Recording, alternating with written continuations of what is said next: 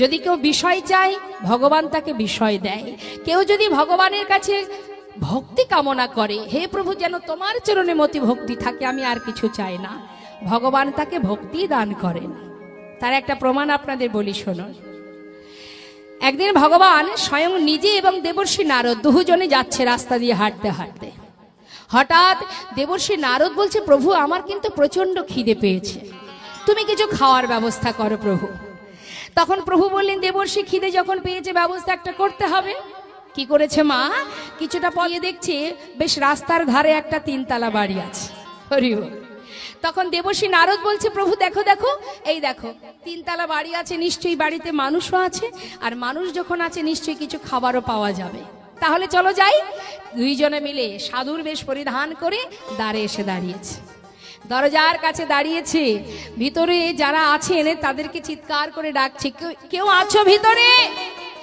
ভিতরে কি কেউ আছো? হঠাৎ জানালা থেকে একজন মুখ বাড়িয়ে জিজ্ঞাসা করছে, কি চাই? আমাদের প্রচন্ড খিদে পেয়েছে, কিছু খাবার দেবে? এখানে হবে না, অন্য কোথাও যাও, আমাদের এখন সময় নেই। যেই না বলা, দেবর্ষি নারদ বলেন, দেখেছো প্রভু, এত বড় ধনী ব্যক্তি যার 1 থেকে 3 তলা বাড়ি, এত ধন ঐশ্বর্য আছে, তথাপিও একটা দরজার কাছে একজন ক্ষুধার্ত ব্যক্তি দাঁড়িয়ে আছে, তাকে কিছু খেতে দিতে পারলো না। আর এর এত কিছু আছে, প্রভু তুমি অভিশাপ করে দাও, এমন অভিশাপ দেবে দেখতে দেখতে যেন তার সব কিছু শেষ হয়ে যায়, পথের ভিখারি হয়ে যায়। প্রভু বললেন, বেশ তাই হবে দেবর্ষি, নিশ্চয়ই নিশ্চয়ই তুমি যেটা বলেছো সেটাই হবে। কি করলেন প্রভু? দাঁড়িয়ে দাঁড়িয়ে সেইখানে দাঁড়িয়েই মা আশীর্বাদ করে দিলেন। কি বললেন? 3 তলা হয়েছে, আশীর্বাদ করি যেন এর দ্বিগুণ হয়। নিতাই গৌর হরি বল, হরি বল। দেবর্ষি নারদ বলছে, প্রভু এ তোমার কেমন বিচার, যার আছে তুমি আবার তাকে দিচ্ছ কেন প্রভু? দেবর্ষি, তোমার তো এত কিছু জানার দরকার নেই, তোমার খিদে পেয়েছে, চলো দেখি অন্য কোথাও কিছু ব্যবস্থা করতে পারে কিনা। কিছুটা পথ যাবার পরে দেখছে একটা ছোট্ট কুড়ে ঘর, খড়ের ছাওয়া, ছোট্ট একটা কুড়ে ঘর, তার মধ্যে একজন বৃদ্ধা মা বসেছে। এমন সময় সেখানে গিয়ে বলছে, কেউ আছে? বুড়িমা বলছে, কি চাই? তোমরা কারা? আমরা ক্ষুধার্ত, কিছু কি খেতে দেবে? ঠাকুমা, সেই বুড়িমা বলছে, ভিতরে এসো, ভিতরে এসো। ভিতরে নিয়ে আসন পেতে বসতে দিয়ে বলছে, বাবা তোমরা বৈষ্ণব, আমার ঘরে এসেছো, কিন্তু আমার তো দেওয়ার কিছু নেই। তবে হ্যাঁ, এই দেখো আমার একটা গাভী আছে, সেখান থেকে অল্প একটু দুধ আমি পাই, সেটাই আমি সেবা করি। তবে যদি খেতেই চাও তাহলে আজ যে গাভী যে দুধটুকু দেবে এটুকু তোমাদের দুজনকে দিতে পারি। বেশ তাই হবে। এবার যেটুকু দুগ্ধ পেল মা, সেটুকু দুইজনকে ভাগ করে দিল। দেবর্ষি নারদ বলেন, প্রভু দেখো দেখো, একবার চেয়ে দেখো, যার কিছুই নেই, সামান্য একটু দুধ, তাও আমাদের দুজনকে দিয়ে দিল। প্রভু, প্রভু গো, তুমি এক কাজ করো না, তুমি আশীর্বাদ করে দাও, তুমি বর দাও, যেন তার সমস্ত অভাব কষ্ট দুঃখ দূরীভূত হয়ে যায়, তিনি যেন সুখে স্বাচ্ছন্দ্যে জীবন কাটাতে পারে। সঙ্গে সঙ্গে ভগবান বললেন, দেবর্ষি সত্যি তো, আমার তো মনে ছিল না। বেশ, তবে ভগবান কি আশীর্বাদ করলেন? যে গাভীটার দুগ্ধ আজ পান করলাম, যেন কয়েকদিনের মধ্যে এই গাভীটা মারা যায়। নিতাই গৌর হরি। দেবর্ষি নারদ বললেন, এ তোমার কেমন বিচার প্রভু? এ তুমি কি করলে? যার এত কিছু আছে তুমি তাকে দ্বিগুণ করে দিলে, আর যার একটা গরু একটা গাভী নিয়েই জীবন কাটে, সেই গাভীটাকে তুমি মেরে ফেললে। প্রভু এ তোমার কেমন বিচার? দেবর্ষি, ক্ষুধা নিবারণ হয়েছে তো? হ্যাঁ, চলো ঘরে ফিরে চলো। ঠিক কিছুদিন পর প্রভু বললেন, দেবর্ষি চলো তো দেখি, যেখান থেকে দুগ্ধ পান করে এসেছি আমরা, তারা সবাই কে কেমন আছে দেখে আসি। চলো প্রভু চলো। দুইজনে একসাথে গেলেন। মা কি দেখলেন? সেই যে কুড়ে ঘর, কুড়ে ঘরের মধ্যে সেই বৃদ্ধা মা বসে বসে কৃষ্ণ কৃষ্ণ কৃষ্ণ জপ করছে। দেবর্ষি নারদ কাঁদছে আর বলছে, প্রভু এ কি অপরূপ তোমার লীলা, একটু বুঝিয়ে দাও। প্রভু বললেন, দেবর্ষি শোনো, জাগতিক জগতের কোন অর্থ যদি কারোর কাছে থাকে, সে পরমার্থিক জগতে ভগবানকে ভুলে যায়। তাই যে গাভী তার কাছে ছিল, এই গাভীর জন্য সে পরিপূর্ণভাবে গোবিন্দকে স্মরণ করতে পারছিল না, সম্পূর্ণ নিজেকে সঁপে দিতে পারছিল না, কারণ একটা বাধা তার ছিল, সে হলো গাভী। তাই গাভী যখন সরে গেল, অর্থাৎ গাভীকে যখন আমি কেড়ে নিলাম, তখনই কিন্তু পরিপূর্ণভাবে সে গোবিন্দ চরণে নিজেকে সঁপে দিয়ে গোবিন্দ ছাড়া তার জীবনে আর কেউ রইল না। হরি বল, হরি বল। ভগবানকে স্মরণ করতে শুরু করলো, কারণ তার পিছনে আর তো কোনো বাধা নেই, আর কোনো টান নেই। আর যে ব্যক্তির 3 তালা ছিল তাকে 6 তালা করে দিল, ধন ঐশ্বর্যে পরিপূর্ণ করে দিল। কেন? দেবর্ষি নারদ বললেন, প্রভু এর কারণটা কি? বলে, তবে শোনো, যে অর্থ চায়, যে ধন চায়, আমি তাকে আরো বেশি করে দিই। কেন দিই? যত আমি তাকে দেব, তার মধ্যে সে ডুবে থাকবে, ওই ধন সম্পদের মধ্যে অহরহ দিন রাত না খেয়ে না ঘুমিয়ে ওই ধন সম্পদ নিয়েই চিন্তিত থাকবে। তার মধ্যে দিয়ে একবারের জন্য ভগবানকে ডাকার সময় তার হবে না। অর্থাৎ ধন সম্পদ আমি যত দেব, যে যত চাইবে আমি তত দেব, আর ধন সম্পদ যত সে পাবে তত দিনে দিনে আমি সরে যাব, তার জীবনে আমি থাকবো না। আর ইহজগতের কোনো কিছু যার থাকবে না, তার কাছে আমি থাকবো না। তাই গৌর হরিব। তাই আজ ভিখারি বললেন, বাবু আপনার মতো অবস্থা আমার হোক, আমি সেটা চাই না, তাই সর্বস্ব আমি ফেলে দিলাম, এবার আমাকে বিদায় দিন বাবু। লালা বললেন, তাহলে তুমি আমার ঘরে থেকে হরিনাম কৃষ্ণ নাম করবে, আমাকেও শোনাবে, নিজেও করবে। তা কি করে হয়? আপনার এই মহলে যদি আমি থাকি, আপনার মতো অবস্থা আমারও হবে, দিনে দিনে আমিও আপনার মতো ভুলে যাব। তাই আমি চাই না, আমি এখানে থাকতে পারবো না, আমাকে বিদায় দিন বাবু। চলে গেল ভিখারি। যেই না চলে গেল, লালা মনে মনে চিন্তা করলেন, মনে মনে ভাবছেন, মা এক ভিখারির কাছ থেকে যে চৈতন্য হলো, তার যে শিক্ষা পেল, এটাই তার মনের মধ্যে তোলপাড় হতে শুরু হলো। চিন্তা করতে শুরু করে দিল, মনে মনে ভাবছে, তবে বুঝি ধন ঐশ্বর্যের মধ্যে থাকলে ভগবানকে ভুলে যেতে হয়, এর মধ্যে থাকলে সদা সর্বদাই এই জমিদারির অর্থ সম্পদের চিন্তা করতে করতে দিনে একবার ভগবানকে ডাকার সময় নেই আমার। সত্যি যদি এর মধ্যে আমি থাকি, আমি যে আমার গোবিন্দকে ভুলে যাব। চিন্তা করতে করতে ঘরের ভেতরে যেই না গেছে, সেখানে গিয়ে দেখছি কি, সেই জমিদারি মহলে যে কাজের মেয়েটা, সেই মেয়েটা জমিদারের বিছানায় শুয়ে আছে। যেই না জমিদারের বিছানায় শুয়ে আছে দেখেছে, সঙ্গে সঙ্গে লালা বলে উঠলেন, কে আছিস? এত বড় সাহস, কাজের মেয়ে হয়ে জমিদারের বিছানায় শুয়ে আছে, ওকে ধরে নিয়ে যা, ধরে নিয়ে গিয়ে 30 ঘা বেত্রাঘাত কর, এটাই ওর উপযুক্ত সাজা। এত বড় সাহস, কাজের মেয়ে হয়ে জমিদারের বিছানায় শুয়ে থাকে। সঙ্গে সঙ্গে সেই কাজের মেয়েটা বিছানা থেকে উঠে সে কি করছে বাবা, একবার হাসছে, একবার কাঁদছে। যখন কাঁদছে, জমিদার সেই কন্যাকে জিজ্ঞাসা করছে, যে অপরাধ করেছিস তুই, এর জন্য তোকে 30 ঘা সাজা পেতে হবে, কিন্তু তুই হাসছিস কেন? তোকে সাজা দেব বললাম, এরপরও তুই হাসছিস কেন? বল, কেন হাসছিস তুই? হাতটা চেপে ধরেছে। তখন সেই কাজের মেয়েটা আজ জমিদারকে উপদেশ দিচ্ছে, শিক্ষা দিচ্ছে, বাবু আপনার সামনে দাঁড়িয়ে সত্য কথাটা বলি, তবে শুনুন, আজ আমি কেনই বা হাসছি আর কেনই বা কাঁদছি। আমি যখন জমিদারের বিছানায় শুয়েছি, অর্থাৎ সাজা তো আমার হবেই, কারণ অন্যায় করেছি আমি, এর জন্য সাজা আমার 30 ঘা বেত্রাঘাত। এটা স্বাভাবিক, আমি মেনে নিয়েছি, এর জন্যই আমি হাসছি। আর কাঁদছি কেন জানো বাবু? যার ঘরে এতদিন আমি কাজের মেয়ে হয়ে পড়ে আছি, সামান্য এতটুকু সময়, কিঞ্চিত সময় জমিদারের বিছানায় শুয়ে যদি আমার 30 ঘা সাজা হয়, তাহলে সেই বিছানায় একবার ভেবে দেখুন বাবু, আপনি তো এতদিন শুয়ে আসছেন, আপনার জন্য ভগবান কত সাজা লিখে রেখেছে। আমার যদি ক্ষণিকের জন্য 30 ঘা সাজা হতে পারে, তাহলে আপনার জন্য ভগবান কত সাজা লিখে রেখেছে। এতদিন আপনিও এই বিছানায় শুয়ে আসছেন, তাই আপনার কথা ভেবে আমি কাঁদছি বাবু। এত সাজা আপনি কি করে সইবেন? সঙ্গে সঙ্গে লালা ছুটে গিয়ে সেই কন্যাকে জড়িয়ে ধরে বলছে, মা ঠিকই তো বলেছিস, সত্যি তো।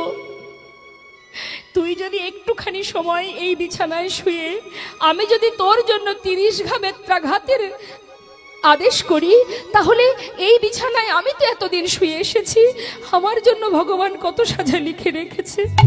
মা সত্যি বলেছিস, ঠিক বলেছিস। ওরে আজ তোর সামনে দাঁড়িয়ে আমি প্রতিজ্ঞা করলাম, আজ থেকে এই বিছানায় আমি আর ঘুমাবো না, আর ঘুমাবো না পালঙ্কেতে। এই করিলাম ঘুমাবো না পালঙ্কেতে, এই করিলাম পান। ঘুমাবো না পালঙ্কেতে, এই করিলাম ঘুমাবো না, আমি ঘুমাবো না পালঙ্কে, এই করিলাম পান। এ দেহেতে এ প্রাণ আমার থাকবে যতক্ষণ, দেহেতে এ প্রাণ আমার থাকবে যতক্ষণ, এ দেহেতে প্রাণ আমার থাকবে যতক্ষণ। আরে ঘুমাবো না পালঙ্কে, আর ঘুমাবো না পালঙ্কে, না না ঘুমাবো না পালঙ্কে, ঘুমাবো না পালঙ্কে, এই পান করিলাম আমি, ঘুমাবো না পালঙ্কেতে। পান করিলাম আমি, হরি বল। ঘুমাবো না পালঙ্কেতে। এ দেহেতে এ প্রাণ আমার থাকবে যতক্ষণ, এই দেহেতে প্রাণ আমার থাকবে যতক্ষণ। জমিদারির বিছানা পরিত্যাগ করে লালা মনের আনন্দে সেই বিছানায় আর শোয় না মা, আর ঘুমায় না, পরিত্যাগ করলো। তাহলে দুই জায়গা থেকে শিক্ষা পেল। কোথায়? একজন ভিখারি, আরেকটি কাজের মেয়ে। কোথা থেকে মানুষের জীবনে চৈতন্য আসে কেউ জানে না। শাস্ত্রে বললেন, সাধুসঙ্গ সাধুসঙ্গ সর্বশাস্ত্রে কয়, লবমাত্র সাধুসঙ্গে সর্বসিদ্ধি হয়। চিন্তা ভাবনাটা যদি আমাদের সঠিক থাকে, ভাবনা চিন্তাটাকে সঠিক করতে হবে। যে পথে চলবো অসৎসঙ্গ করব না। হাটে যাই, বাজারে যাই, যেখানে যাই, যে সঙ্গই করি না কেন সতের সঙ্গ করো, অসৎ সঙ্গ করো না। হরি বল। সতের সঙ্গ করতাম যদি প্রভু রাখতো আমায় ভালো, অসতের সঙ্গ করে বৃথায় জন্ম গেল। অসতের সঙ্গ করা যাবে না। ভাবনা চিন্তা মনোভাব ঠিক সঠিক জায়গায় রাখতে হবে। কখনো কুকর্ম কুচিন্তা করা যাবে না। 5 জন রমণী যদি এক জায়গায় হয়, বলুন তো কি আলোচনা হয়? কি হয়? দেখবেন 5 জন রমণী এক জায়গায় হলে বাবা ওই পাড়ার খবরা খবর নিয়ে আলোচনা হয়, তাই না? কার মেয়ে চলে গেল, কার ছেলে চলে গেল, কার কি হলো, কার ভালো হলো, কার মন্দ হলো, এই তো। কার বউ ভালো, কার বোর কি গুণ আছে আর কার কি গুণ নেই, এই তো আলোচনা। কৃষ্ণ কথা হয়। শাস্ত্রে বললেন, দিবস রজনী আবলো তাবলো পাঁচালো পড়িতে পারো, তাহার ভিতরে একবারও কি কৃষ্ণ বলিতে নারো। হ্যাঁ, সময় গেলে আর পাবে কি? পাওয়া যাবে না। আমরা জানি না আমাদের কতটুকু সময় আছে। এখন আছি, একটু পরে নাও থাকতে পারি। তাহলে চিন্তা করতে হবে আমাদের, বলবার শক্তি আছে এখন। এখন যদি না বলি, যেদিন বলবার শক্তি ফুরিয়ে যাবে, সেদিন হাজার কষ্ট হলেও, হাজার কাঁদলেও, হাজার করজোড়ে ভগবানের কাছে চাইলেও আর পাওয়া যাবে না। এই তো সুযোগ, এই তো সময়। সবাই মিলে একবার হাত তুলে বলুন তো দেখি আমার সাথে, প্রত্যেকে তুলুন। ছল হরি বল।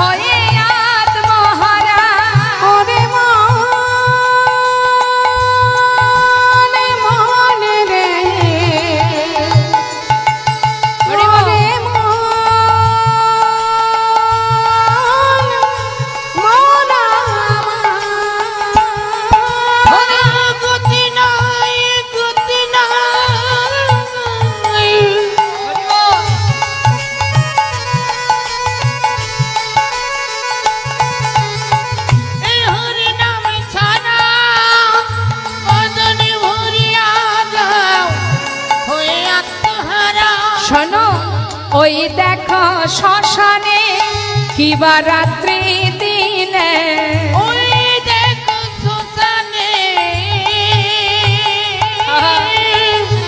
দিবারাত্রি দিনে পুড়িতেছে মানুষে কত অহংকার। হরি বল হরি বল মনে হৃদয় গৌর হরি বল গৌর হরি বল হরি বল। হরি বল মনে রে আমার হরি বল মনে রে আমার। একবার হরি বল মন রে আমার। হৃদয় গৌর হরি বল হরি বল হরি বল। নাম ছাড়া কলিজীবের নাহি আর ধর্ম, সর্বধর্ম সার নামে শাস্ত্রমন। তুলবি যদি ছানা মাখন সকাল সকালে তোলে, শিশুকালে কৃষ্ণ ভজন বৃদ্ধতে ভজনেতে বাধাই গণ্ডগোল। সময় থাকতে যদি আমরা ভজন না করি, সময় গেলে আর পাওয়া যাবে না। লালন ফকির বললেন, হে জি সময় গেলে সাধন হবে না। যা করতে হয় সময় থাকতে। হ্যাঁ, আমরা জানি না বাবা আমাদের কতটুকু সময় আছে, এখন আছে একটু পরে নাও থাকতে পারে। তাই যা করতে হবে মা সময় থাকতে। সময় কখন? কখন সময়? মহাজন বললেন, শিশুকালে কৃষ্ণ ভজে কৃষ্ণ পাওয়ার আসে, যৌবনকালে কৃষ্ণ ভজে আসে কিনা আসে, বৃদ্ধকালে কৃষ্ণ ভজে জমির তর আসে। তাই সময় থাকতে ভালোবাসতে হবে। লালন ফকির তার একটু গান ছোট করে আমি গাইছি, কি বলছো শুনুন। আহা, সময় গেলে সাধন হবে না। কথাগুলো কিন্তু শুধুমাত্র শুনবেন না, বোঝার চেষ্টা করতে হবে। হ্যাঁ, মন দিয়ে কথাগুলোর অর্থটা আমাদের হৃদয় মাঝে বসাতে হবে। যে গানটি আমি গাইছি, যিনি লিখেছেন এই গানটি লালন ফকির। এই লালন ফকিরের যার ঠিকানা আজও কেউ বলতে পারে না, কোথা থেকে এসেছেন এবং কবে তিনি চলে গেছেন, কি তার পরিচয় কেউ জানে না। প্রভুর কৃপা, তারই সন্তান। কি বললেন? ওরে মনি রে আমার,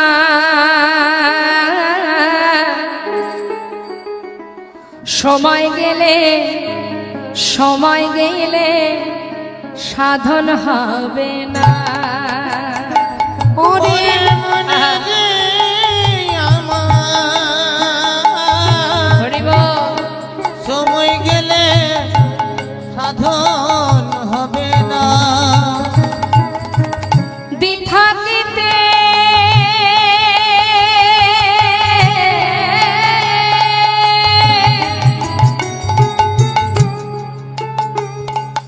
ওরে মন মন রে, ওরে মন রে আমার,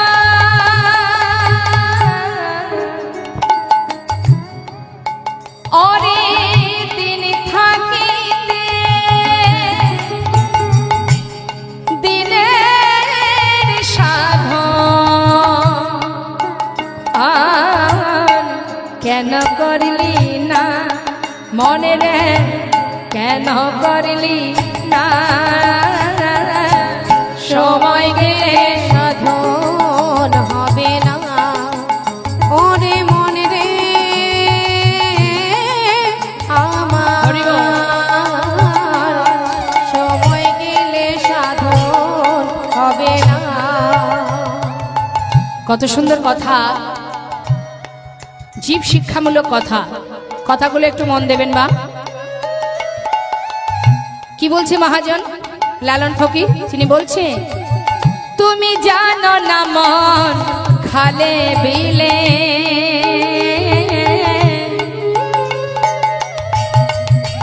অগো থাকে নামি জলে সকালে। তুমি জানো নাম ওই খালে বিলে নানা থাকে নামি জল শুখালে। আচ্ছা আমার মায়েরা বলুন তো, মাছ কোথায় পাওয়া যায়? জলে। জল কোথায় থাকে? খালে বিলে নদী নালায়। আচ্ছা যদি নদী নালায় জল না থাকে সেখানে মাছ পাওয়া যাবে? হরিবল। এটা আমাদের জাগতিক জগতের দৃষ্টান্ত। এবার আসুন আমরা আধ্যাত্মিক জগতে চলে যাই। ভগবান কোথায় থাকেন? ভগবান থাকেন ভক্তির সাগরে, অর্থাৎ যেখানে ভক্তি সেখানে ভগবান। তা ভক্তি কোথায় থাকে বাবা? ভক্তের হৃদয়ে।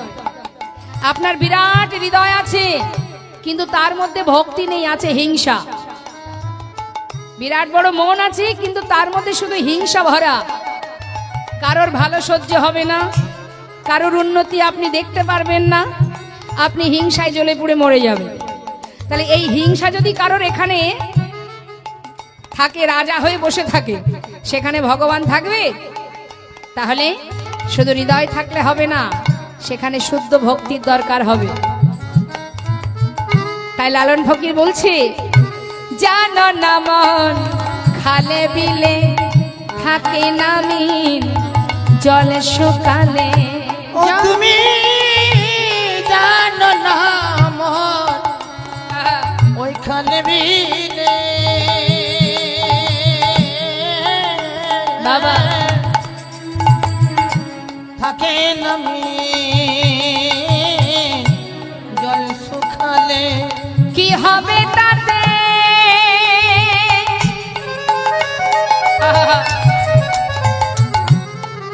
বাধালি দিয়ে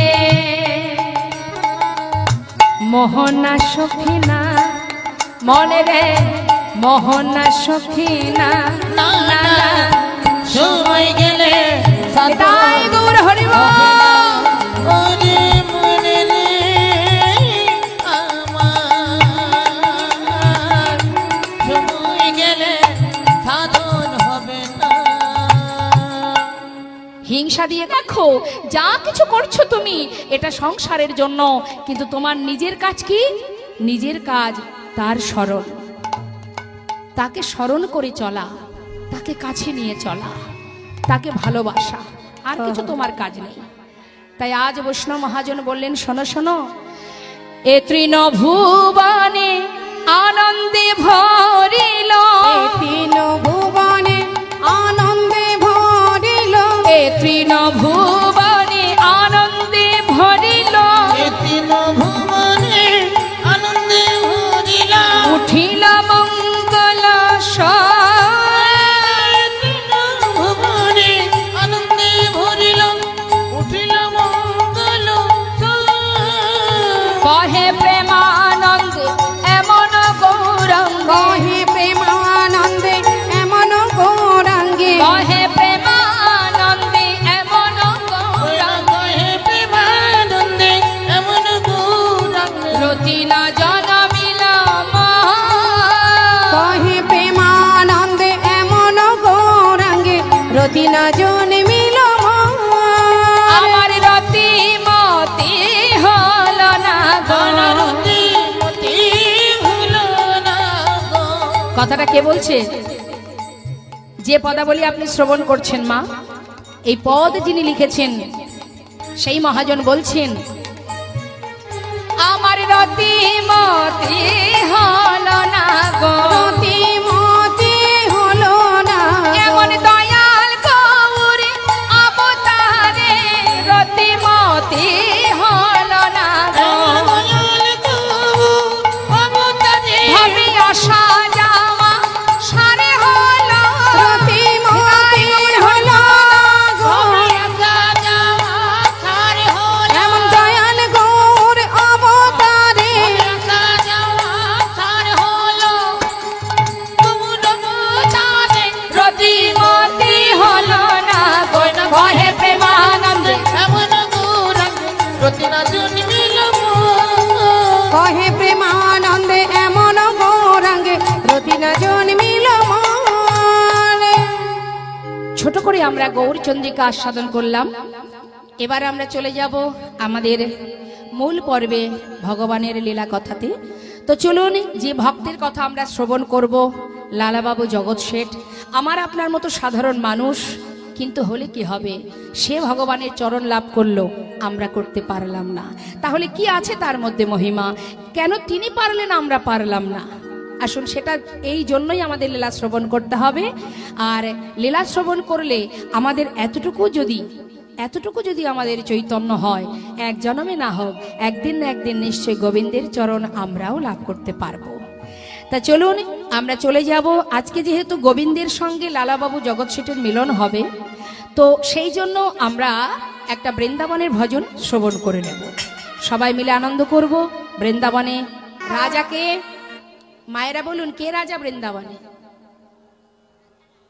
বাহ, খুব সুন্দর। রাধারানী হলেন বৃন্দাবনের রাজা, তাই তো? হ্যাঁ, তাহলে চলুন সবাই মিলে দুটি বাহু তুলে, হাত তুলতে হবে। এইদিকে অন্ধকারে হাতগুলো দেখতে পাচ্ছি না। হরি বল। কি ভেবেছেন যে আমি দেখতে পাচ্ছি না যখন হাত তোলার দরকার নেই?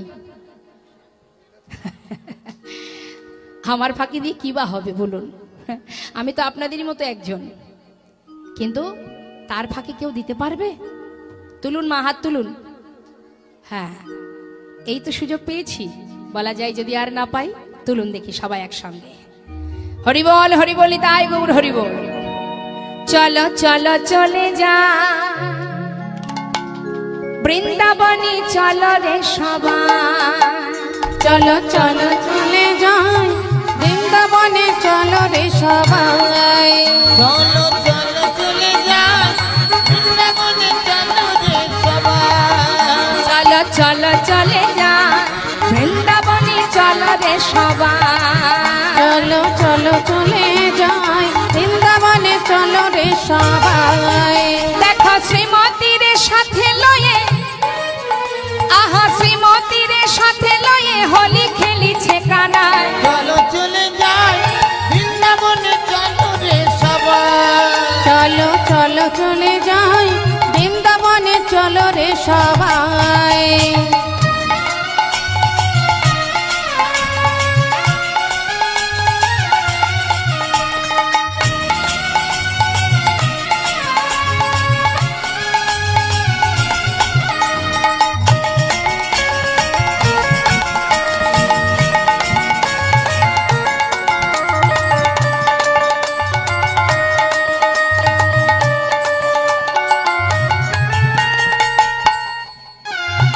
কি বলছি? বসন্তের লাগে পরশ গিরিধারীর মনে,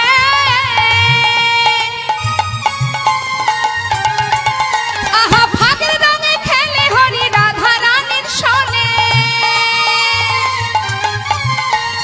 বসন্তেরই লাগে পরশ গিরিধারীর মনে, ফাগে রঙে খেলে হোলি রাধা রানীর সনে। রঙিন হলো কানুর রঙে, দেখো রঙিন হলো কানুর রঙে ওই আয়ানের ঘর নিতাই। চলো চলে যাই বৃন্দাবনে, চলো রে সবাই। চলো চলো চলে যাই বৃন্দাবনে, চলো রে সবাই। রাধা রানী কি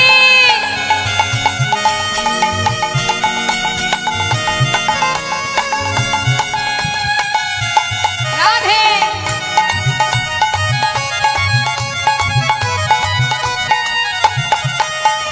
কেমন খেলা খেলে দেখো মদন মোহন, প্রেমের রঙে রাঙায়ে হয় আবালারি মন।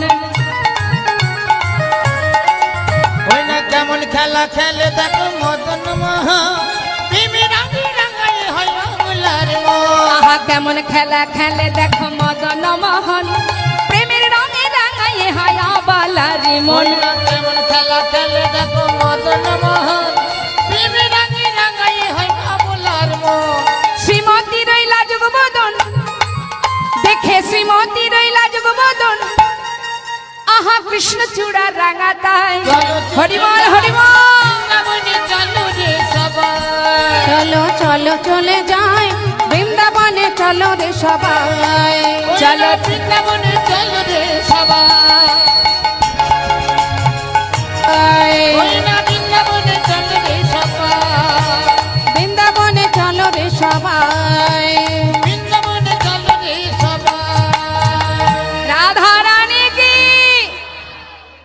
আর একটু জোরে হবে কি? পিছনে অনেক ভক্ত আছেন, আপনারা কিন্তু হাত তুললেন না। মায়ের একবার হাত তুলে মনের থেকে জোরে জোরে, হ্যাঁ হ্যাঁ, স্বতঃস্ফূর্ত রাখতে হবে মনে। বলেছি দাই থেকে একবার জয়ধ্বনি দিলেন, এটা নয়। যাদের মধ্যে স্বতঃস্ফূর্ত থাকবে ভগবানের সেবায়, সেই তো প্রকৃত ভক্ত। বলুন হাত তুলে, বৃন্দাবন ধাম কি, বাকে বিহারী লাল কি, রাধা রানী কি, রাধে শ্যাম কি, রাধে রাধে শ্যাম, রাধে শ্যাম, জয় রাধে। মধুময় শ্রীধাম বৃন্দাবনে যে ভক্ত গোবিন্দের কৃপা লাভ করেছিলেন, যার কথা আজ আমরা শ্রবণ করব, সেই ভক্ত যিনি মস্ত বড় জমিদার ছিলেন। এবার একটু মন দিতে হবে, পিছন দিকে তাকাতাকি করে কিচ্ছু নেই, ওদিকে ওদিকে কিচ্ছু নেই, সব অন্ধকার। হ্যাঁ, যে উদ্দেশ্যে এখানে আসা সেই দিকে একটু মনটা দিতে হবে। যিনি কিনা ভগবত চরণ লাভ করেছিলেন, তিনি আমার আপনার মতো সাধারণ মানুষ, কিন্তু তিনি ছিলেন অনেক অর্থশালী, যিনি ছিলেন মস্ত বড় জমিদার। একটা কথা আমাদের ভাবতে হবে মা, এ জগতে কারোর যদি অর্থ থাকে, ধন ঐশ্বর্য থাকে, দেখবেন তার মধ্যে অহংকার জন্মায়। বাড়িতে এক বলতে 5টা কাজের লোক থাকে, সবকিছু কাজের লোক করবে, নিজেরা কিছু করব না। অর্থ আছে, টাকা পয়সা আছে, অহংকারে আমরা বশীভূত। 84 লক্ষ জনে ভ্রমণ করে বলবার বদন পেয়েছি, দেখবার নয়ন পেয়েছি, সেবা দেবার হাত পেয়েছি, কৃষ্ণ ভজনের উপযুক্ত জনম পেয়েছি। মায়ার সংসারে ত্রিতাপ জ্বালা, যে তোমাকে ডাকা, তোমাকে ভালোবাসার সুযোগ করে দেয় না। প্রণামঃ কলিযুগ সর্বযুগ সার, হরিনাম সংকীর্তন যাহাতে প্রচার। 4 যুগের মধ্যে শ্রেষ্ঠ হলো এই কলিযুগে।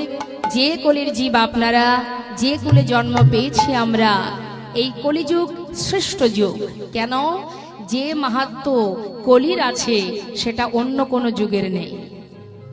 যে মহিমা আছে কলির, যে কলিযুগে অনায়াসে ভগবত কৃপা লাভ করা যায়, যে কলিযুগে সাধন ভজন করা লাগে না, অতি সহজেই গোবিন্দ চরণ লাভ করা যায়।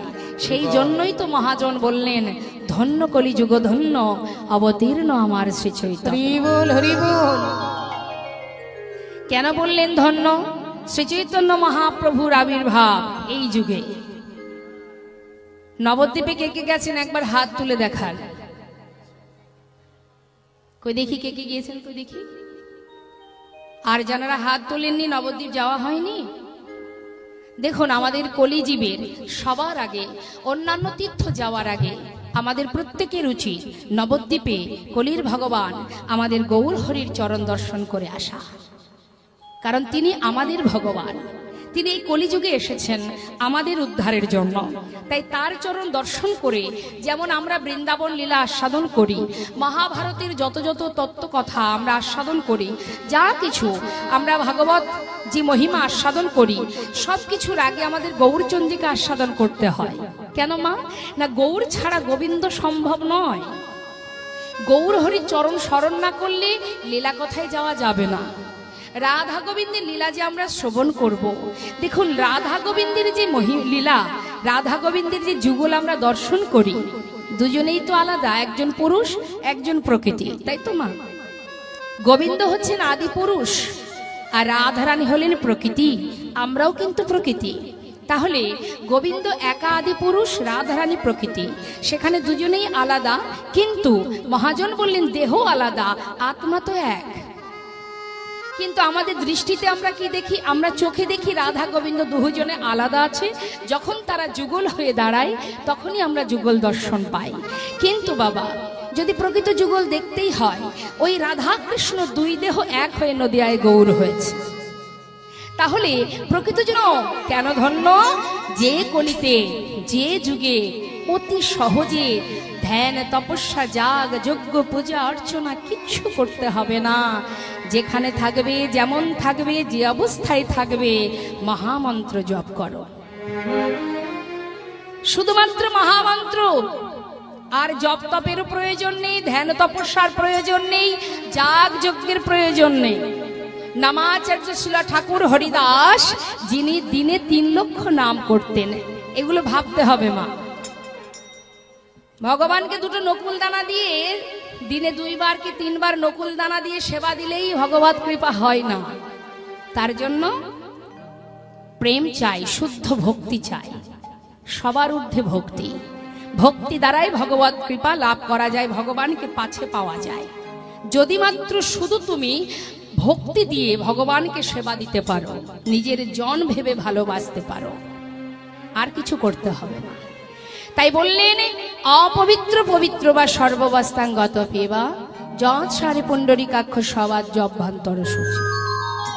অর্থাৎ তুমি অপবিত্রই থাকো আর পবিত্রই থাকো। তুমি মনে চিন্তা করছো যে আমার শুদ্ধ বসন পরা নেই, আমি এই অবস্থায় ভগবানকে ডাকবো কি করে? যাই ঘরে গিয়ে স্নান করব, শুদ্ধ বসন পরব, মন্দিরে প্রবেশ করব, সেখানে আসন পেতে প্রভুর নাম করব। সেই পর্যন্ত আমি তো থাকতেও পারি, নাও পারি মা। তাই কলিযুগে এমন একটা নিয়ম আছে, তুমি যেখানে থাকো যেমন থাকো, এই যে শ্লোকটি আমি বললাম, এই শ্লোকের অর্থ এটাই, তুমি পবিত্র থাকো অপবিত্র থাকো, শুচি থাকো অশুচি থাকো, তাতে কোনো দুঃখ নেই।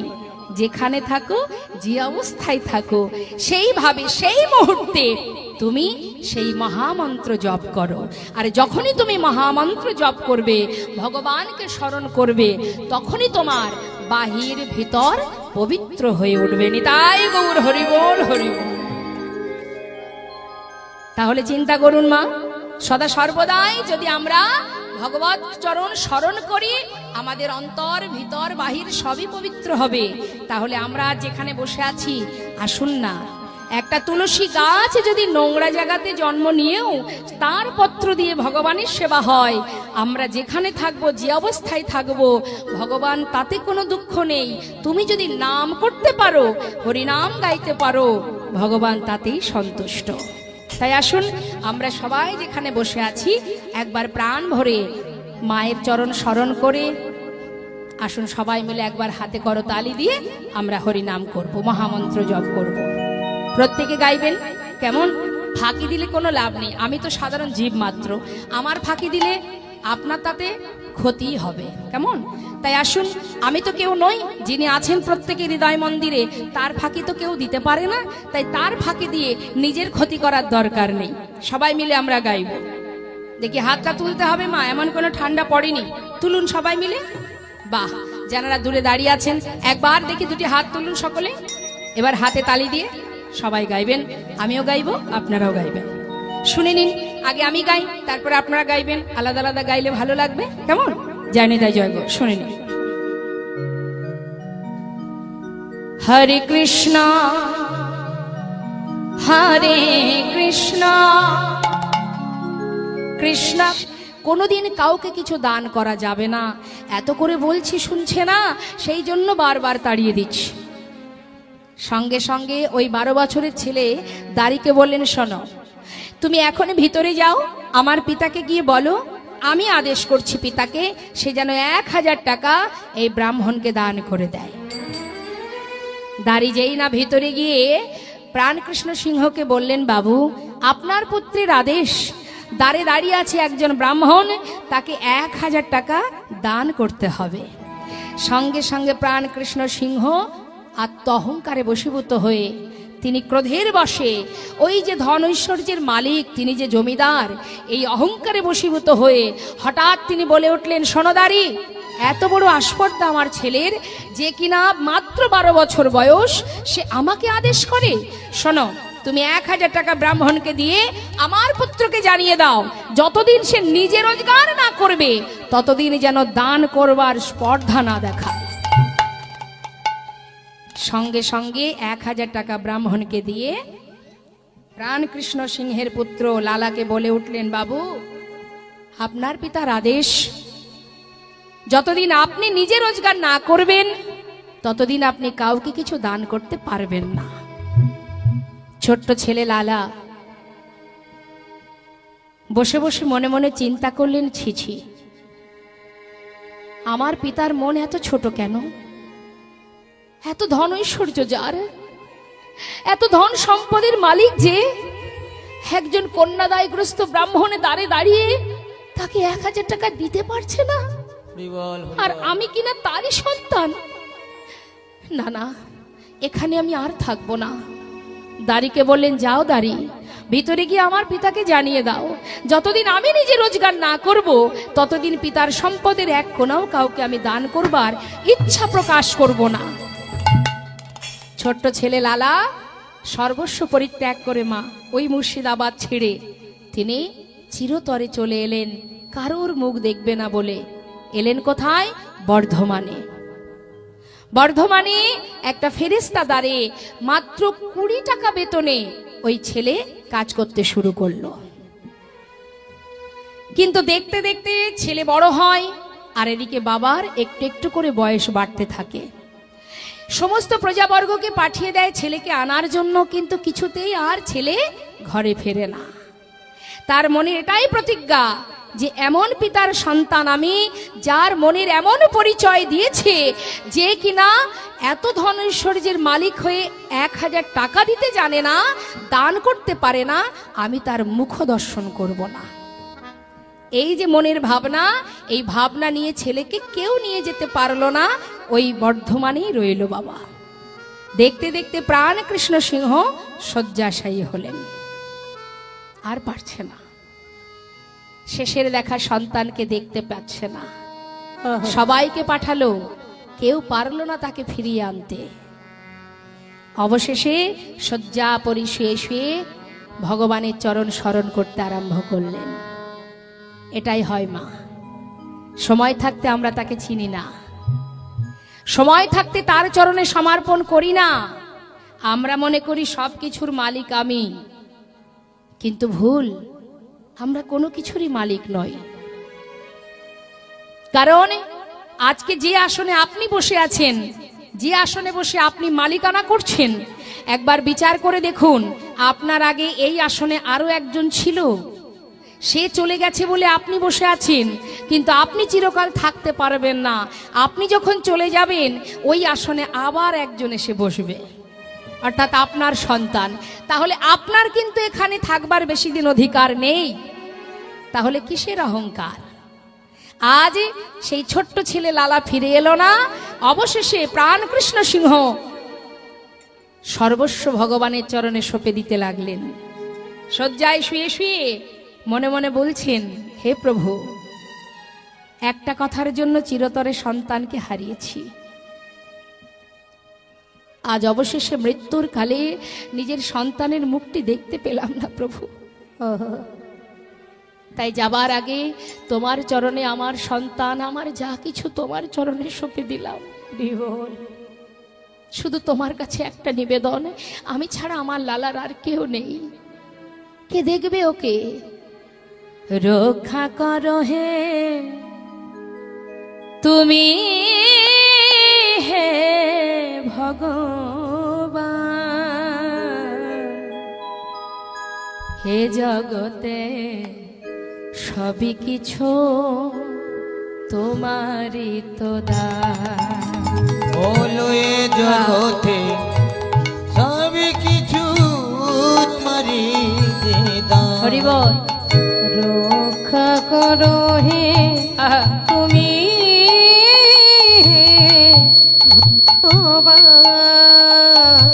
ভগবান, এ জগতে সবই কিছু তোমারই তো দান। তুমি আছো হরি এই বিশ্ব চরাচরে, তুমি আছো হরি এই বিশ্ব চরাচরে, তুমি আছো হরি বিশ্ব চরাচরে, আছো হরি বিশ্ব চরাচরে। শেষের দিনে হরি ডাকিব তোমারে, আছো হরি বিশ্ব চরাচরে। শেষের দিনে হরি ডাকি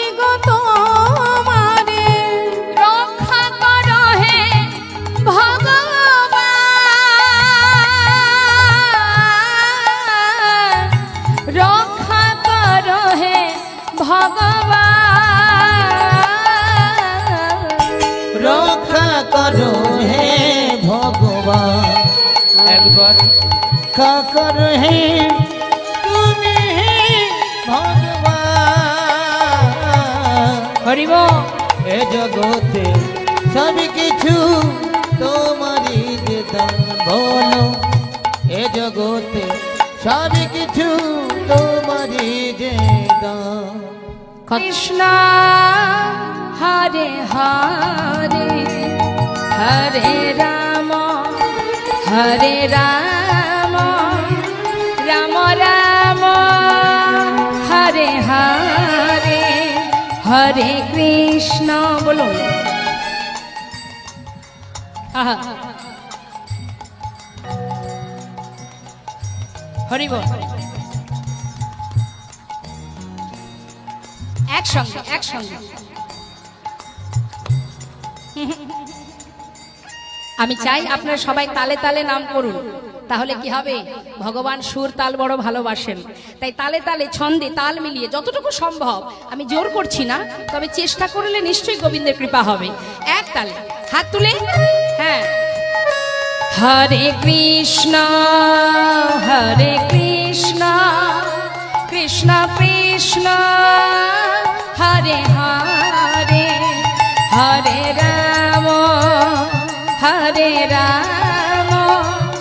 রাম রাম হরে হরে হরে কৃষ্ণ হরে। বাহ, খুব সুন্দর।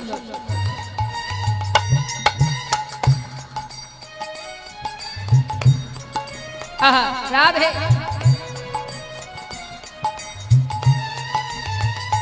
হরে কৃষ্ণ কৃষ্ণ কৃষ্ণ হরে হরে হরে রাম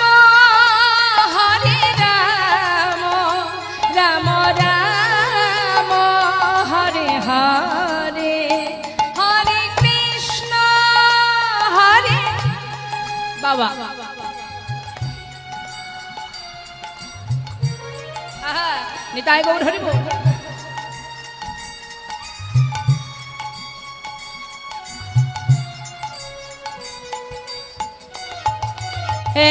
হরে কৃষ্ণ কৃষ্ণ কৃষ্ণ হরে হরে হরে রাম রাম রাম হরে হরে। সবাই মিলে উচ্চস্বরে হরে কৃষ্ণ হরি বল নিতাই গৌর হরি বল। হরে রাম রাম রাম হরে হরে। হরে কৃষ্ণ কৃষ্ণ কৃষ্ণ হরে হরে হরে রাম রাম রাম হরে হরে। হরি বল গৌর হরি বল হরি বল। করুণাময় কৃপাময় ভক্তাধীন ভগবান, ভক্তের অধীনে থাকেন ভগবান। তাই ভক্ত যদি মনে প্রাণে তাকে ভালোবাসে, তার সাধ্য নেই কৃপা না করে চলে যাওয়ার। তাই আপনারা যদি এইভাবে ভগবত কৃপা লাভ করার জন্য নাম করতে পারেন, নিশ্চয়ই গোবিন্দের কৃপা হবে, এটাই প্রার্থনা ভগবানের চরণে। তা মহাজন বললেন, এই যে হরিনাম কলিজীবের শ্রেষ্ঠ ধন মহামন্ত্র, এই নাম তুমি জপ করো, আর কিছু করতে হবে না। কৃত্যে যদ্ধায়তে বিষ্ণু ত্রেতায় যজ্জতে মোক্ষ দাপরে পরিচর্যং কল তদ্ধরি সংকীর্তন। মহামন্ত্র হরিনাম। এই যে কীর্তন আর সংকীর্তন দুটো আলাদা ভাব। ছলো নয়নে ভগবানকে ডাকতে গেলে মা আমাদের কি করতে হবে? ছলো ছলো নয়ন, অর্থাৎ ভগবানের জন্য দুফোঁটা বাড়ি, আর মুখে থাকবে হাসি, দুঃখ নিয়ে নয়, হাসি মুখে, আর বদনে হরিবোল বলতে হবে, দুটি বাহু তুলে আত্মনিবেদন করে। হাত তুলুন, বাহ, প্রত্যেকে তুলবেন, জড়তা রাখবেন না, কেমন এইটুকু তুলবেন না, হ্যাঁ, স্বতঃস্ফূর্ত ভাবে মনের আনন্দ নিয়ে সবাই মিলে আমরা গাইব। ছলো ছলো নয়নে হাসি মাখা বদনে আনন্দ কাননে। কই দেখি হাতগুলো কোথায়? হাত গোটানো আছে কেন? কার কার হাত আছে একটু দেখি।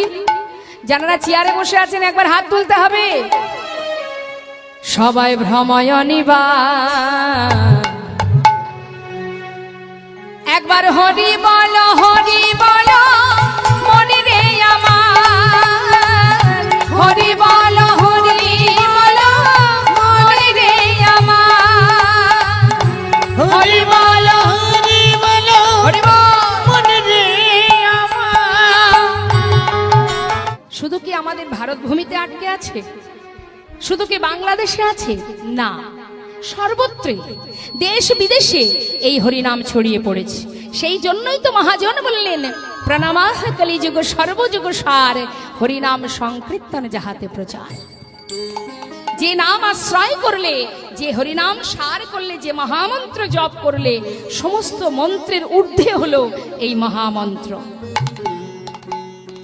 যেটা সর্বত্র ছড়িয়ে পড়েছে। যার কারণে দেখুন বিদেশিরা আজ তাদের পরিবার সহ আজ নবদ্বীপ মায়াপুরে বড় বড় মঠ মন্দিরে তারা পরিবার নিয়ে ভগবানের চরণে নিজেদেরকে উৎসর্গ করেছে। তাই আজ মহাজন বললেন, কলির এই জন্যই প্রণাম করা উচিত, কলিকে ধন্য বলা উচিত। কলির হাজারো দোষ থাক, কিন্তু তার মধ্যে কোনো ভাগ্যবান ভাগ্যবতী একটি বারের জন্য যদি নিজের ভুল বুঝতে পেরে গুরুচরণ আশ্রয় করতে পারে। জীব প্রতিটা মুহূর্ত অপরাধ করে, আমরা করি, সবাই আমরা অপরাধ করছি, প্রতিটা মুহূর্ত করছি। কি জন্য অপরাধ করছি? সংসারের জন্য, এই মায়ার সংসারের জন্য। যে মোহ আর যে মায়া আমাদেরকে বশ করে আছে, এদের জন্য, এই সংসারের জন্য আমরা প্রতিটা মুহূর্ত অন্যায় আর অপরাধ করে যাচ্ছি। তথাপিও মহাজন বললেন, জীব যত পাপ করুক, যত অপরাধ করুক, একবার কৃষ্ণ নামে যত পাপে হরে, জীবের সাধ্য নাই, জীবী তত পাপে করে। কলি জীবের সাধ্য নাই, জীবী তত পাপে করে। তারপরে আবার কি বললেন? হেন কৃষ্ণ নাম জীব লয় বহুবার, তথাপিও নাহাই প্রেম, না বহে অশ্রুধা, জানিবে সেই হৃদয়ে অপরাধ আছায় প্রচুর, কৃষ্ণ প্রেম বীজ তাতে নাহায় অঙ্কুর। কৃষ্ণ প্রেমে বীজ তাতে না হয় অঙ্কুর। ভালোবাসার মধ্যে অনেক ভাগ থাকে না মা? কেউ ভালোবাসে ভগবানের চরণ পাওয়ার জন্য, কেউ ভালোবাসে নিজের সংসারের জন্য। আমরা বেশিরভাগই মানুষ আছি যারা সংসারের জন্য ভগবানকে ভালোবাসি, শুধু চাওয়া পাওয়ার জন্য, তাই না? এই তো দেখুন না, মায়ের যে পূজা হলো, পরপর চলছে লক্ষ্মী পূজা, দুর্গা পূজা, মায়ের মা কালীর পূজা। তাই এই পুজোর মধ্যে দিয়ে কিছুগুলো আমরা দেখতে চাই।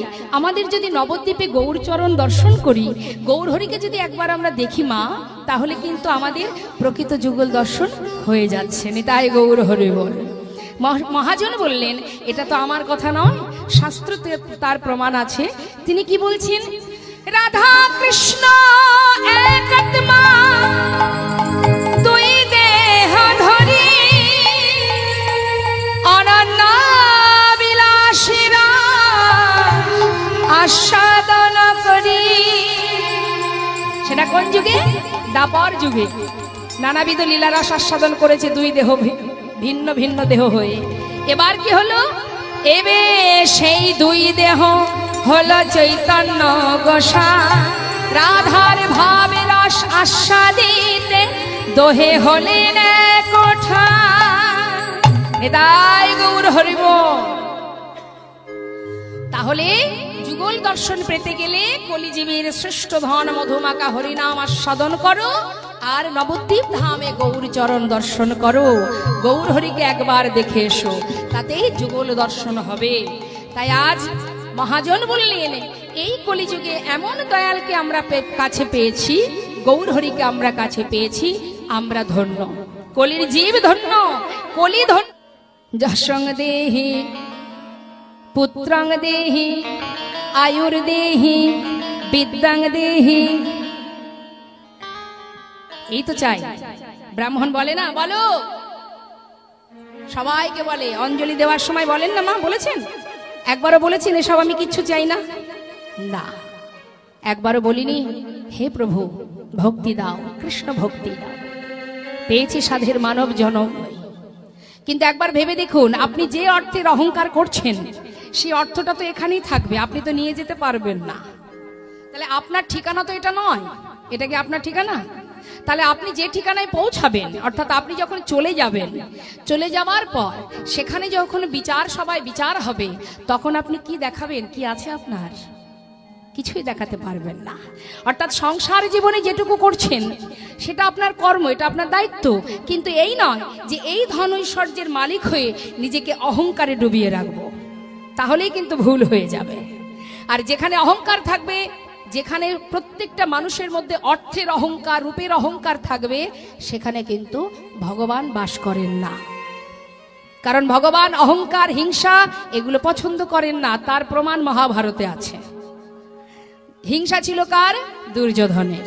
সেখানে কি গোবিন্দ থাকতেন মা? একদিন কৃষ্ণচন্দ্র দুর্যোধনের কাছে, মানে হস্তিনাপুরে যখন গিয়েছিলেন, দুর্যোধন বলেছিলেন, এসো এসো সখা, আজ আমি তোমাকে রাজভোগ সেবা দেব, নিজে হাতে সেবা দেব।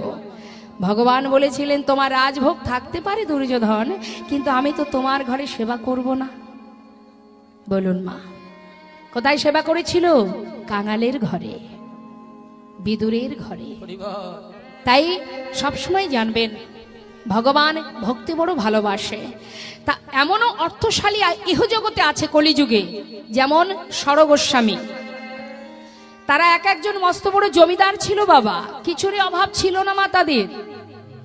মস্ত বড় জমিদার, এই জমিদার হয়েও, এত ধন ঐশ্বর্যের মালিক হয়েও তারা সব ফেলে আজ এই সরগোস্বামী যারা বৃন্দাবনে গোবিন্দের চরণে পৌঁছালেন, তারই মতো আর একজন ভক্ত এই লালা, যিনি ছিলেন মুর্শিদাবাদ জেলার কান্দির জমিদার, মস্ত বড় জমিদার। কিন্তু কেন তিনি এত সুখ স্বাচ্ছন্দ্য ফেলে চলে গেলেন বৃন্দাবনে?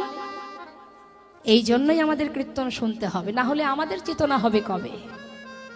কি আছে ইহ জগতের মাহাত্ম্য, আর কি আছে সেই পরপারের মাহাত্ম্য? কি জন্য তিনি গেলেন? আজ মস্ত বড় জমিদার লালা,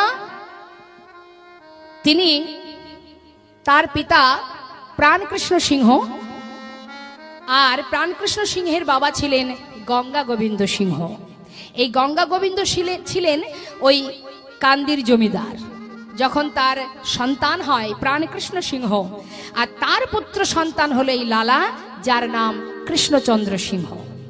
ঠাকুর দাদা ভালোবেসে, মানে গঙ্গা গোবিন্দ সিংহ ভালোবেসে নাম দিয়েছিলেন লালা, কিন্তু তার প্রকৃত নাম কি? কৃষ্ণচন্দ্র সিংহ। কিন্তু ছেলের যখন 12 বছর বয়স হয়, মা, যারা যাননি মুর্শিদাবাদে গিয়ে দেখে আসবেন, সেখানে আজও কিছু কিছু পুরানো জিনিস আছে। তা সেই লালা 12 বছরের ছেলে জমিদারির কাচারি বারান্দায় বসে আছে। এমন সময় ওই জমিদারির যে সদর দরজা, ওই সদর দরজার সামনে এক কন্যাদায়গ্রস্ত ব্রাহ্মণ, তিনি এসেছেন সাহায্য নেবেন বলে। কিন্তু প্রাণকৃষ্ণ সিংহের একটা আদেশ ছিল, তিনি যখন এই জমিদারি করতেন, তার একটা নিয়ম ছিল যে কোনোদিন তার জমিদারি মহল থেকে কোনো কিছু কাউকে দান করা যাবে না, এটা তার নিয়ম। কিন্তু দ্বারে যখন ব্রাহ্মণ এসে দাঁড়িয়েছে কন্যাদায়ের জন্য, ঠিক সেই সময় ওই দাড়ি বারবার তাকে ধাক্কা দিয়ে সরিয়ে দিচ্ছে। এমন সময় ওই 12 বছরের ছেলে লালা, সে বারান্দা থেকে দাড়ির এই কাণ্ড দেখে জিজ্ঞাসা করছে, এই যে ও দাড়ি, তুমি বারবার ওই ব্রাহ্মণকে তাড়িয়ে দিচ্ছ কেন? কি চাইছেন উনি?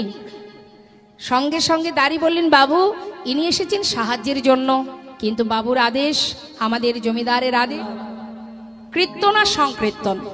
এই যে আমি দাঁড়িয়ে আপনাদের সামনে কৃষ্ণ নাম বলছি, আর আপনারা সবাই শ্রবণ করছেন, এটাকে বলা হয় কীর্তন। ভগবত মহিমা, তার লীলা কথা, তার মহিমা আমরা আস্বাদন করছি। কিন্তু সংকীর্তন কি?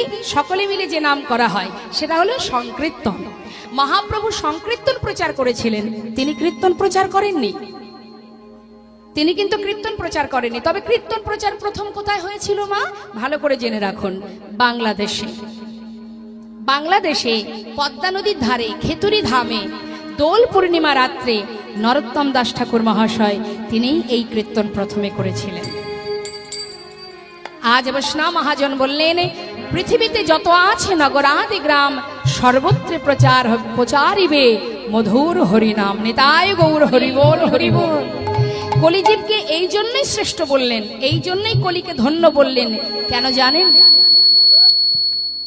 তাকে শ্রেষ্ঠ বলার এটাই কারণ, অন্যান্য যুগের সীমা কিন্তু অল্প একটু ছিল, আর কলিযুগের এই যে হরিনাম, এই যে ধর্মপ্রচার, তার একটা নির্দিষ্ট জায়গায় বাধা নেই বাবা। যেমন মনে করুন মা, দাপর যুগে যে ধর্মপ্রচার হয়েছিল, দাপরে কৃষ্ণ অবতারে, সেই সময় কিন্তু 84 ক্রোশ বৃন্দাবনের মধ্যেই ছিল, তার বাইরে কিন্তু ছিল না। কিন্তু কলিযুগে যে ধর্মপ্রচার অর্থাৎ হরিনাম যে প্রচার হচ্ছে, এটাকে শুধুমাত্র নবদ্বীপে বাধা আছে। আমরা মায়ের কাছে কি চেয়েছি? একবারও কেউ ভুলেও বলেছি, হে মা এই কৃপা করো, এই আশীর্বাদ করো যেন কৃষ্ণ ভক্তি হয়? সময় নেই, কারণ আমরা মূর্খ, আমরা বোকা।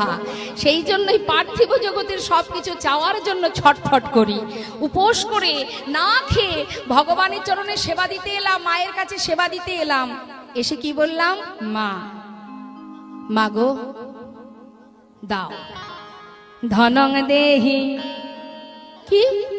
ওরে আর কিছু নয়, আমার দেয়া যে দেহটা পেয়েছ সেটাই আমাকে দান করে দাও। ওরে বল, শুধুমাত্র দেহটা অর্পণ করো। দেহদান, দেহদান, দেহদান, দেহটাকে সমর্পণ করো। কৃষ্ণ ভজনের দেহ পেয়েছো, দশেন্দ্র ষড়রিপু সর্বস্ব তার চরণে সঁপে দিয়ে চলার পথে, বলার পথে, কর্মের পথে যদি তুমি তার নাম স্মরণ করতে পারো, সংসার করো, তাতে কোনো দুঃখ নেই। সংসারের মধ্যে কর্ম করো, এটা তোমার দায়িত্ব, তুমি করছো, করো, তাতে কোনো দুঃখ নেই। শ্রীমতী রাধারানী সংসার জীবনের মধ্যে দিয়ে যেমন নিজের মনটাকে কৃষ্ণর কাছে অর্পণ করে রেখেছিল, কি গো মা, তাই তো? আজ রাধারানী প্রমাণ দিয়ে গেছেন, আমাদের মতো জীবকে শিক্ষা দিয়ে গেছেন। আমিও সংসারে আছি, রন্ধন করছি, কর্ম করছি, কিন্তু আমার মনটা আছে গোবিন্দের কাছে। তোমরাও কর্ম করো, সবই করো, কিন্তু এই মনটা দিয়ে দাও গোবিন্দের চরণে। তুমি যে, তাই তোমার চরণ শরণ নিলাম, একটিবার কৃষ্ণ ভক্তি দান করো, সকলে জ্বালা থেকে মুক্তি পেয়ে যেন তোমার চরণ শরণ করতে পারি। চাইনি। প্রভু বললেন, তাতে আর দুঃখ কিসের? আমার সন্তান, বলুন তো মা, ঘরের ছেলে মেয়েরা যদি কোনো অন্যায় করে, ভুল করে, মা বাবাকে সেই ছেলেকে ঘর থেকে বের করে দেয়? সন্তান যত অপরাধী করুক না কেন, মাতা পিতা কখনো সে অপরাধ গ্রহণ করেন না।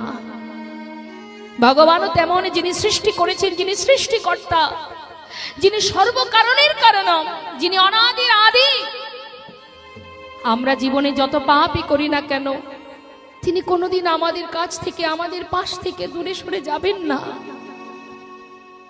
তারই সৃষ্টি, সদা সর্বদাই তিনি একটা জিনিসই চান,